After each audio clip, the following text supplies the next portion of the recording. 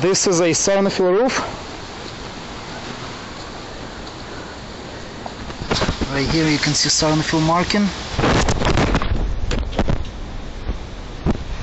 And PVC roof. And this is found 17 holes today and repaired them. Most likely from falling tree branches.